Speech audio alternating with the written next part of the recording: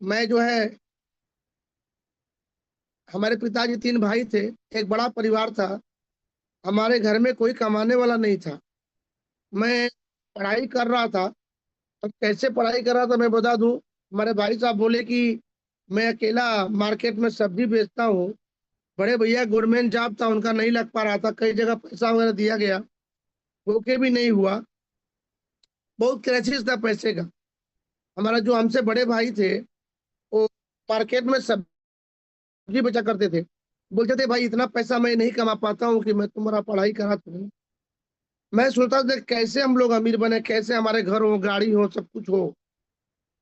पहले से मेरा दिमाग चलता था कुछ एक्स्ट्रा करने का। और पढ़ाई करते करते मैं जो है एक कंपनी को ज्वाइन किया। और इसमें एक कहानी बताऊं आपको कि मैं बचपन से, मेरे को याद नहीं होगा कि 20 रुपया अपने भाई साहब को मैं कमा कर देता था, लेकिन 1 रुपया हमको देते थे और मैं खुश हो जाता था। मैंने बताने का मकसद ये है कि हमें पता नहीं था कि 20 रुपया क्या होता है। उस समय से मैं पैसा कमाता हूँ। धीरे धीरे मैंने बोला कोई बात नहीं है, आप केवल साथ रहिए, मैं अपना खर्चा स्वयं निकालूंगा। और जिस मार्केट में वो सब्जी लगाया करते थे, उस मार्केट में ही मैं मिर्चा, समझते हैं ना, मिर्चा में लगाता था। और एक रिकॉर्ड है मेरा, रिकॉर्ड है कि 5 साल तक मैं सेल किया और एक बहुत बड़े व्यापारिक रूप में आज होता अगर मैं यहाँ नहीं आया होता। लोग 5 किलो 2 किलो मिर्ची लेकर सुबह से शाम तक नहीं निकाल पाते हैं, और मैं जो है पढ़ाई करके आता था और शाम को बैठता था। 2 घंटे में 1 कुंटल जैसा मिर्ची मेरा सेल था। जैसे मैं मार्केट में आता था, लोगों का भीड़ आ जाता था। फिर भी मैं, मेरे पिताजी को मैं देखता था कि यार, मेरे पिताजी बोला करते थे बेटा, सबके मनी ऑर्डर आते हैं, हम लोग के मनी ऑर्डर नहीं है क्या? मनी ऑर्डर कौन करेगा? जो बाहर कमाएगा वही करेगा। हमारे तीनों भाई घर पे ही थे। बहुत टेंशन था, लेकिन मेरा सपना था कि मैं करूंगा। मैं बोला पिताजी से, मैं बीएससी करूंगा और बढ़िया जॉब करूंगा, आप टेंशन मत लीजिए। मिर्चा बेचते हुए मैंने बीएससी का में एडमिशन करा। बरालगंज में 15 किलोमीटर दूर था। 15 किलोमीटर साइकिल से घर आते थे शाम को। केवल हफ्ते में 2 दिन वही रूम लेकर आता था। हफ्ते में 2 दिन केवल आता था, जिस दिन मार्केट हमारा लगता था कि खर्चा हमारा निकलेगा। खर्चे के लिए मैं वहां से आता था, कॉलेज से वही रूम लेकर आता था। जिससे आज तक 1 रुपया मैंने लिया नहीं। अपने कमाई से ही मैं अपना पढ़ाई करता रहा। तो स्कूल कॉलेज में क्या हुआ, सर जो है, जो कहते हैं ना कि जिसका 75% अटेंडेंस रहेगा, उसी को जो है प्रैक्टिकल में पास किया जाएगा। और अटेंडेंस कब लिया जाता था? दोपहर 2 बजे के बाद, लंच के बाद। 2 बजे के बाद अगर अटेंडेंस लिया जाएगा तो मैं घर कब तक पहुंचूंगा साइकिल से? फिर भी कोई बात नहीं, उस दिन में, हफ्ते में 2 दिन में बाहर बैठा करता था कोने में। वहां पे जैसे अटेंडेंस में सतेंद्र कुशवाहा बोले, मैंने यस सर, अटेंडेंस लगा और तुरंत पीछे निकल के साइकिल से फिर घर जाते थे। मार्केट में ठंडी के समय में शाम को 6 बज जाता था, मार्केट आधा निकल जाता था। लेकिन भगवान की बहुत बड़ी कृपा थी, जैसे मैं एंट्री किया, समझिए कि 2 घंटे में 1 कुंटल मिर्ची गायब। इतना मेरा रिलेशन स्ट्रांग था। लोग हमारा इंतजार करते थे, बाहर से नहीं लेते थे।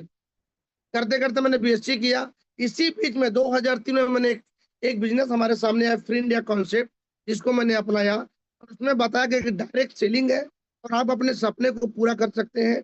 मैंने दिलो जान से काम किया। और उसी बीच में 2000 में एक शर्मा जी करके थे, सत्यनारायण शर्मा जी, बहुत अमीर आदमी थे। उन्होंने आरसे में स्टार्ट किया। तो इतने अमीर आदमी थे कि मतलब उनका आरा का मशीन था, बहुत बड़ा फर्नीचर का शोरूम था। मैं बोला कि सर, ये सब क्या साबुन तेल नमक मसाला बेच रहे हो आप? वो बोले तेरे को समझ में नहीं आएगा। उसी दुकान में छोटा सा आरसीएम का शॉप डाला उन्होंने, और मैं फ्री इंडिया कॉन्सेप्ट कर रहा था। उस समय मैं इतने तेजी से, मतलब फ्री इंडिया कॉन्सेप्ट किया। करीब 300 लोग का टीम हुआ, जिसमें 50 डॉक्टर थे। और सबको मैं महू ग्रीस प्लाजा में सेमिनार में, हर करीब मंथली सेमिनार जो होता था, 2-2 3-3 गाड़ी में लेके जाया करता था। फिर मैं 2005 में बीएससी थर्ड ईयर का एग्जाम देने के लिए गया। उसी बीच में फ्री इंडिया कॉन्सेप्ट चला गया। और मैं आपको बता देना चाहता हूँ कि 2003 या 4 में 2500 रुपया किसी के जेब से निकालना काम की बात नहीं है। लोग नौकरी लग के था ना, तो 3000 की नौकरी लगती थी 12 घंटे का। ₹2500 निकलवा के मैंने 300 की टीम खड़ा किया। बहुत बड़े सपने थे, पैसे भी कमाए, लेकिन बिजनेस चला गया और बहुत टेंशन में आ गया। BSc last year final exam था मेरा। जब मैं घर पे आया देखा कि आरसीएम, अरे वो फ्री इंडिया कॉन्सेप्ट तो चला गया। अब लोग हमको परेशान करना चालू कर दिए। जितना मैं खुश था उतने ही टेंशन में चला गया और निर्णय लिया कि आज के बाद मैं कोई डायरेक्ट सेलिंग नहीं करूंगा। ये सब चूतिया बनाने का काम है, आते हैं और चले जाते हैं और लोगों को फंसा के चले जाते हैं। अब उस समय मैं किसी को ₹2500 कहाँ से वापस करूं? मेरा रास्ता बदलना चालू हो गया। लोग आते थे, मैं रास्ता बदल जाता था। सर मेरी आवाज आ रही है? यस आ सर, रही यस आ सर। रही है सर, आ रही है, बढ़िया आ रही है। तो मैं अपना रियल लाइफ का मैं आप लोगों के सामने रख रहा हूँ। भाई मैं 10 मिनट ज्यादा नहीं लूंगा। तो मैं रास्ता बदलना चालू कर दिया। फिर इसी बीच में हमारे जीजा जी गुजरात में रहते थे, बोले बीएससी फाइनल हो गया, आप सर्टिफिकेट लीजिए और यहाँ पे आ जाइए और आपका जॉब शानदार लग जाएगा। मैं बड़ा खुश हुआ। मैं बीएससी, क्योंकि गांव में बीएससी केमिस्ट्री से करने वाला मैं अकेला लड़का था। और 1 साल गैप हुआ, लेकिन 4 साल में मैंने बीएससी फाइनल किया। और मैं फ्री इंडिया कॉन्सेप्ट को छोड़ के, और मैं बता दूं आप लोगों को, उस समय जब मैं पढ़ाई करता था तो इतना रिलेशन स्ट्रांग था कि मैं मार्केट से हफ्ते में 2 दिन जो मिर्ची बेच के जाता था। जो हमारे ट्यूशन के टीचर थे, आधा घंटा लिखवाते थे, फिर आधा घंटा समझाते थे। तो आधा घंटा जो लिखने का समय था, लिखवाने का, उस समय हमारा वो खुद लिखते थे। और सारे विरोध में लड़के बोलते थे आप क्यों उनका लिख रहे हैं? अरे बोले यार, लड़का थोड़ा गरीब है, मेहनत कर रहा है, देखो आप लोग बैठे हो मार्केट में मिर्चा बेच रहा है, अभी भागते भागते आएगा। लिखवाने के समय सर लिखते थे, समझाने के समय मैं चला जाता था। जब वो समझाते थे मैं वहां पहुंच जाता था। सब लोग जलन करते थे। इस तरह का मेरा संघर्ष लाइफ जीवन पढ़ाई के समय भी रहा। लेकिन मैं इतना पैसा कमाने लगा ना कि मैं सोचा कि मैं एक बहुत बड़ा व्यापारी बनूंगा। लेकिन फ्री इंडिया कॉन्सेप्ट चला जाना मेरी टर्निंग पॉइंट होती है। और मैं गुजरात आ जाता हूँ। तो गुजरात आने के बाद समझिए, जिस शर्मा जी को मैं चिढ़ाया करता था, उनके दिमाग में बैठ गया अगर हमें गुजरात में बिजनेस करना है तो आरसीएम में सतेंद्र कुशवाहा को लाना पड़ेगा, तो गुजरात जाना पड़ेगा। लेकिन उस समय बहुत नेगेटिव हो चुका था। मैं एकदम करने को तैयार ही नहीं था। मैं डायरेक्ट सेलिंग जिंदगी में नहीं करूंगा। लेकिन जब मैं यहाँ पे आया गुजरात में तो बहुत फार्मा में ट्राई किया, लेकिन फार्मा में मेरा नहीं हुआ क्योंकि स्टोर वगैरह नहीं थे। टेक्सटाइल में चला गया। टेक्सटाइल आप लोग समझ रहे हैं, टेक्सटाइल एक ऐसा यूनिट है जहाँ पे पैसे कम होते हैं लेकिन स्वास्थ्य के रूप में एक नंबर का होता है। या कोई केमिकल नहीं होता, कोई बीमारियां नहीं होती है। तो टेक्सटाइल में एंट्री हुआ और वहां पे मेरा 8 घंटे का जॉब एज ए केमिस्ट लगा, नाकोडा सूरत में, सूरत कीम में। और मेरा जो है 3500 से स्टार्ट हुआ। मैं जब 3500 से मेरा स्टार्ट हुआ तो मैं अपने जीजा जी को बोला सर इसके लिए बोला इतना तो मैं वहां बैठे बैठे 15 दिन में कमा लिया करता था। तो बोले कि परेशान तो आप ही थे। परेशान मैं इसलिए था कि फ्री इंडिया कॉन्सेप्ट चली गई थी, लोग हमको परेशान करते थे, मर्चा बेचना दुश्वार था। फिर मैं यहाँ आने के बाद मैं नौकरी किया लेकिन खुश नहीं था, लेकिन डायरेक्ट सेलिंग से नफरत भी था। दोनों चीज था। मैं परेशान था। फिर मैं अपने दोस्तों से पूछता था कि ₹3500 कब तक मिलेगा। तो साथ में काम करते थे, नया नया था। बोलते थे भाई 1 साल काम करेंगे तो 500 का इंक्रीमेंट लगेगा। मैं कैलकुलेशन बहुत फास्ट करता हूँ। मतलब 10 साल में तो हो जाएगा 5,000। तो पाँच यानी 8-9 हजार का जॉब 10 साल बाद होगा। 10 साल बाद महंगाई कितनी हो जाएगी, फिर हम लोग कैसे जिएंगे, कैसे मेरा घर होगा, कैसे हमारा जो है गाड़ियां होगा। लेकिन गांव में था, गांव में छोटे छोटे घर देखा करता था, लेकिन गुजरात में बड़े बड़े घर। मैं हकीकत घटना बता रहा हूँ, रियलाइज करिए।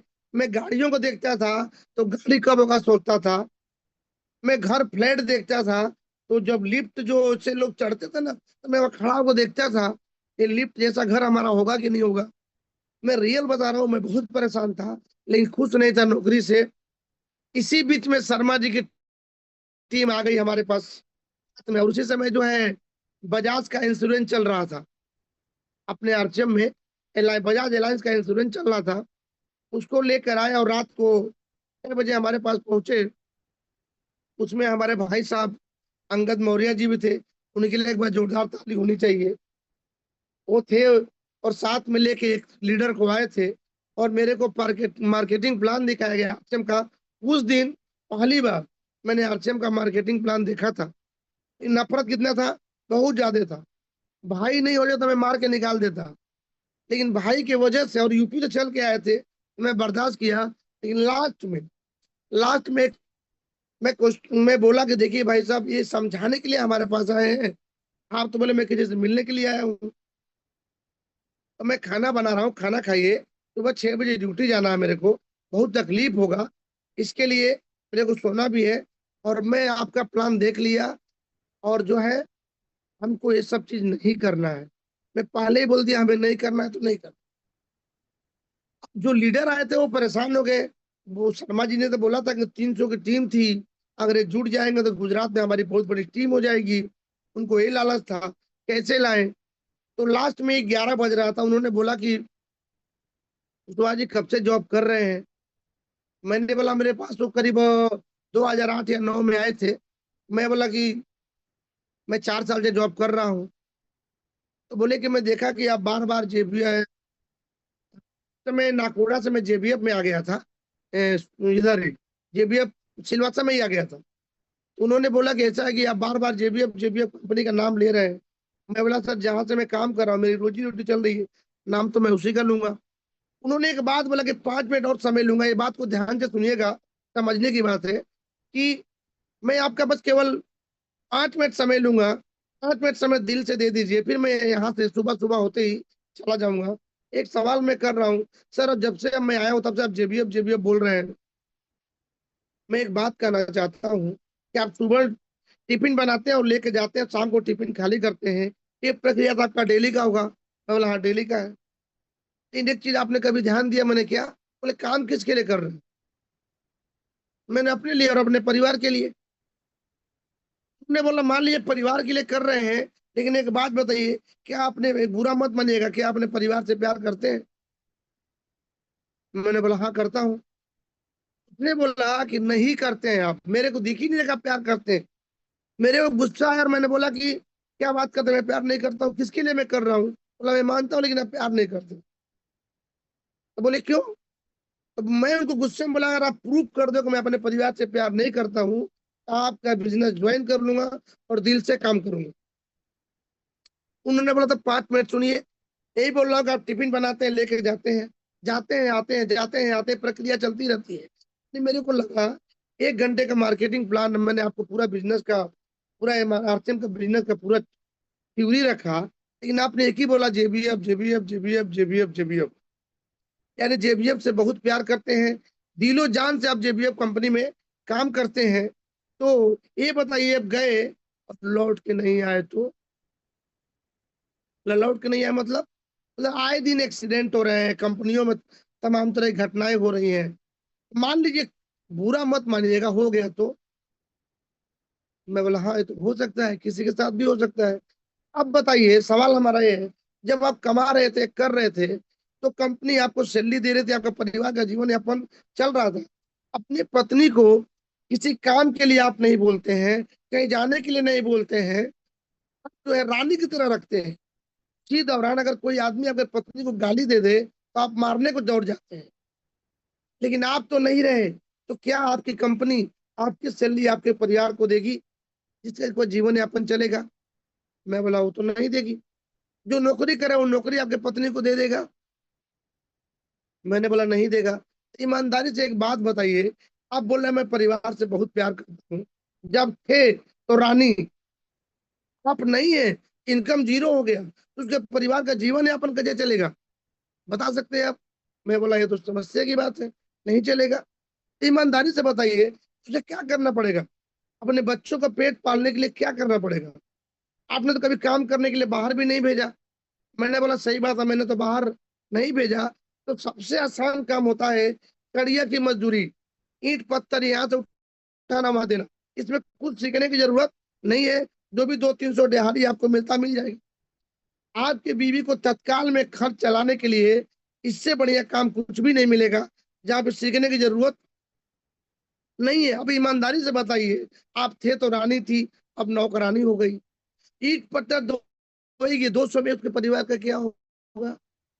मैंने अगर एक्स्ट्रा वर्क करेगी, लेट आएंगे तो लोग तरह तरह के ताने बोलेंगे। देखो, जब पति नहीं थे तो कहीं नहीं जाती थी, अ, अभी नहीं है, थे तो कहीं नहीं जाती थी, नहीं है तब जाती है, लेट लेट नाइट आती है। लोग किसी की प्रॉब्लम को नहीं समझते हैं, बस वहां खींचना चालू करेंगे। अब ईमानदारी से बताइए, है तो रानी, नहीं है तो नौकरानी, ये कौन सा प्यार कर रहे हैं अपने परिवार से? सर, मैं बताना चाहता हूँ आप लोगों को, बहुत ये बात सुन के मैं भावुक हो जाता हूँ। मैंने बोला, झट से एकदम सही बात बोला आपने। मैं कितना भी काम कर लूं, मेरे परिवार की सिक्योरिटी नहीं है। सही बात आपने बोला। मैं कमा रहा था, पैसा आ रहा था, तो मैं तो प्यार करता ही हूँ। प्यार ये नहीं होता है, प्यार वो होता है तो जो जीवन के साथ भी हो, जीवन के बाद भी हो। तो मैंने झट दे बोला, क्या आपका ये बिजनेस देगा? उन्होंने बोला देगा। तो देखिए, मैं जानता था इस सब चीज को कि देगा, लेकिन मैं उनको भगाना चाहता था क्योंकि मैं ऑलरेडी फिर इंडिया कॉन्सेप्ट किया था, मेरे को पता था। लेकिन आरसीएम बिजनेस को करीबी से मैं सुना नहीं था। मैं क्या फायदा दिखाई दिया, मैं आप लोग को बताना चाहता हूँ। सबसे पहला फायदा, मैं कंपैरिजन करूंगा प्री इंडिया कॉन्सेप्ट और आरसीएम में। मैं क्यों डिसीजन लिया? पहला, ज्वाइनिंग फ्री था, 1500 रुपया में किट मिलता था। दूसरा, किसी को लाने के लिए 1 रुपया देना नहीं होता था, वहां में 2500 रुपया देकर रजिस्ट्रेशन कराना पड़ता था। 2500 रुपया नहीं देंगे तो रजिस्ट्रेशन नहीं होगा। यहाँ पे 1500 रुपया में 3 पैंट का कपड़ा था, 3 शर्ट का कपड़ा था और एक बैग था, कुछ टूल्स थे। तब मैंने बस यही दिमाग लगाया, 3 पैंट शर्ट खरीदने भी जाएंगे तो 1500 रुपया लग गया था, तो मेरे जेब से कहाँ गया?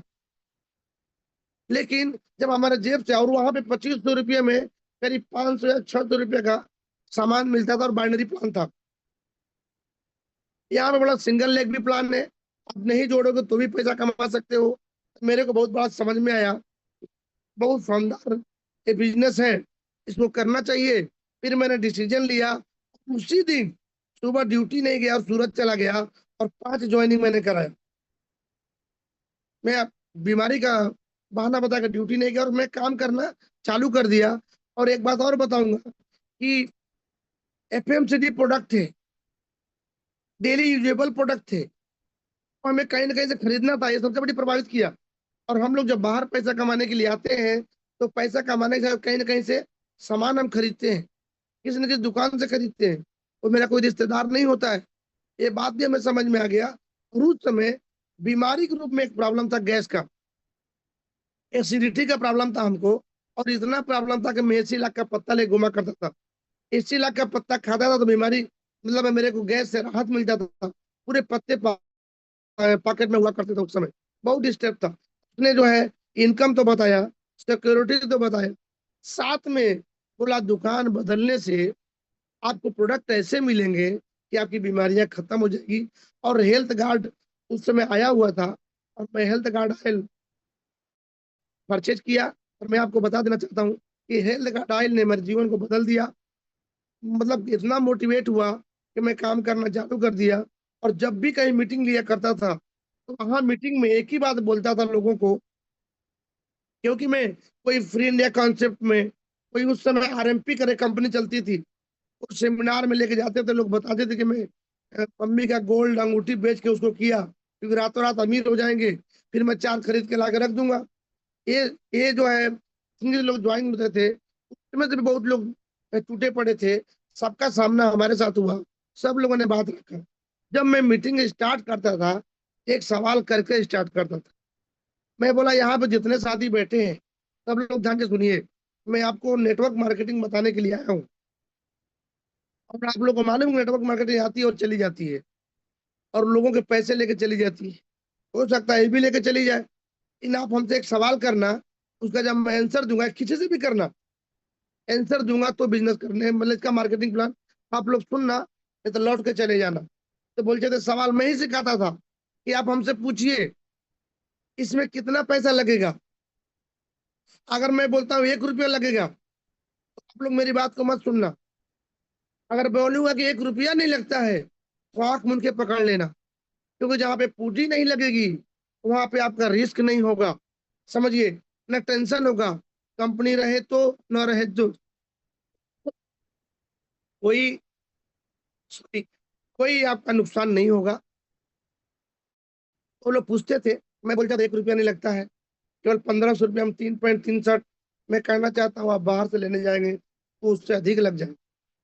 जब आप किसी को पैसा दे रहे हो, सामान ले रहे हो, पूंजी कहाँ से लगा? इसके बाद भी पैसा कमाने का मौका, सिक्योरिटी जैसा बिजनेस फ्री में मिलने वाला नहीं है। फिर हमारे लोग हमारे बात को सुनते थे और ज्वाइनिंग की और बड़ी टीम बनी और एक रॉयल्टी लेवल तक में पहुंचा। तब तक सिस्टम में प्रॉब्लम आ गया। सिस्टम में प्रॉब्लम आने के बाद जो सिस्टम क्लोज हुआ बीच में, फिर मैं निगेटिव हो गया और मैं बता दूं कि पूरा बिजनेस जीरो हो गया। लेकिन मैं सिलवासा में, जहाँ पे मेरा आरसीएम वंडरवर्ल्ड है, सेम उसी जगह पे जो शर्मा जी हमको ज्वाइन किए थे, उनका भाई हमारा दोस्त था। उसने अपने पूरे परिवार को लेके यहाँ आया और आरसीएम का शानदार आरसीएम बाजार डाला, बहुत बड़ा। और उसको लेके हम लोग काम किए। लेकिन वहां पे 3 व्यक्ति आते थे, बहुत लंबी कहानी है। अब यहाँ पे जाऊंगा टाइम लगेगा, मैं 5 मिनट खत्म करूंगा। यहाँ पे 3 व्यक्ति आते थे, तीनों यहाँ के लोकल थे।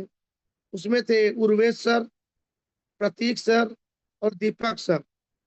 और बड़ी खुशी की बात हो रही साथ में बताना चाहता हूँ, वो 3 व्यक्ति के अलावा मैं किसी चौथे व्यक्ति को नहीं जानता था। और वो लोग आदरणीय अरविंद सर, आदरणीय रंजीत सर और आदरणीय जायसवाल सर के लाइफ लाइन थे, शानदार लाइफ लाइन।